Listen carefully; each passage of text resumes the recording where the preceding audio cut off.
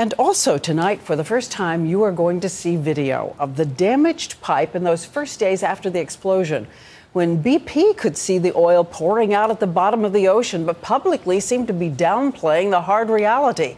Brian Ross obtained the video BP refused to let us see for 20 days. Brian. Well, Diane, these new videos show clearer than ever how BP, with the apparent help of the U.S. Coast Guard, kept the public in the dark for weeks about just how bad things were beneath the surface.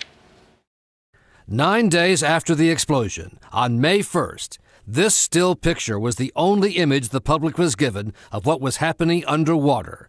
A BP photograph of a broken pipe spewing oil, released by the U.S. Coast Guard. Compare that to the video the Coast Guard and BP had on that day, but did not make public. The video of the broken pipe. Or video of a second, much greater oil leak. Or video of a third, even worse torrent of oil spewing into the Gulf of Mexico a day earlier.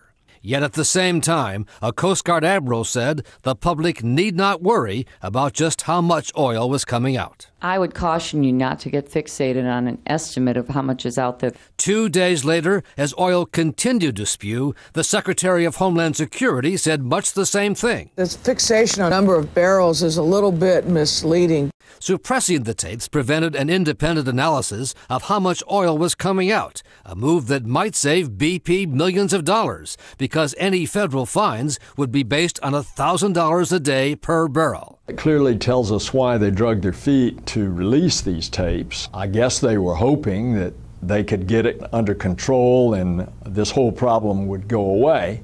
If these videos had been released earlier, scientists say it would have been much easier to realize the enormity and urgency of the situation. An accurate casualty report is the key to victory. We need to know how much is out there, how rapidly it's coming at the responders. That's a basic part of all this. So who made the decision to keep the tapes hidden? BP says the tapes are in the hands of the Coast Guard and the government all along. But the Coast Guard says BP would not let it release the tapes. Bottom line, it's one more example of what many see as a far too cozy relationship that has allowed BP and other companies in the oil business to do almost anything they want.